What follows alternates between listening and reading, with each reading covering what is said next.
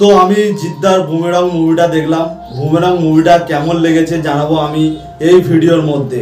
তাহলে শুরু করা যাক। জিদ্দার বুমেরাং মুভি একদম ফাটাফাটি মুভি হয়েছে টলিউড ইন্ডাস্ট্রিতে।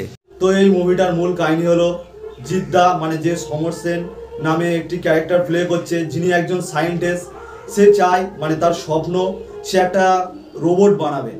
তো এই রোবটটা নিয়ে যে গন্ডগোল ঈশার মধ্যে যে সকল গ্যারাগল গন্ডগোলগুলো চলবে, এই হলো মুভির মূল কাহিনী। মুভিটি হলো একটি কমেডি টাইপ মুভি, মধ্যে অনেক কমেডি রয়েছে এবং অনেক কমেডিয়ানও রয়েছে। বিশেষ করে সৌরভদার যেই কমেডিগুলো রয়েছে একদম অসাধারণ কমেডি রয়েছে সৌরভদার। এবং আমরা ট্রেলারের মধ্যেও দেখেছিলাম রুক্মিণীর সঙ্গে যে কমেডিগুলো থাকছে সেগুলো লোককে হাসাচ্ছে।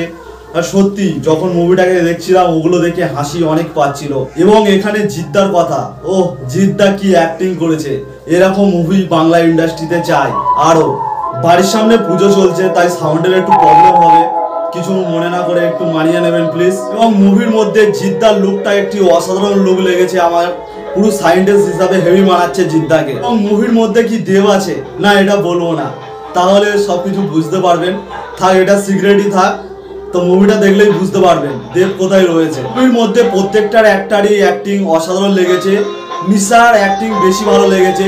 ঈশার অ্যাক্টিং এর যে ইমোশনাল দিকটা রয়েছে সেটা যেন একটু কোথাও কম মনে হয়েছে। বাকি পুরো মুভিটাই আমার ভালো লেগেছে এবং এইটাকে রেটিং হিসাবে 10-এর মধ্যে 7 দিলাম। সাউন্ডের জন্য একটু প্রবলেম হচ্ছে তাই আর কিছু বললাম না, ভিডিওটা এখানেই শেষ করলাম। ভিডিওটা ভালো লাগলে অবশ্যই একটা লাইক করে দেবেন, আর এরকম মুভি সম্পর্কে জানতে হলে আমার চ্যানেলটাকে সাবস্ক্রাইব করে রাখবেন।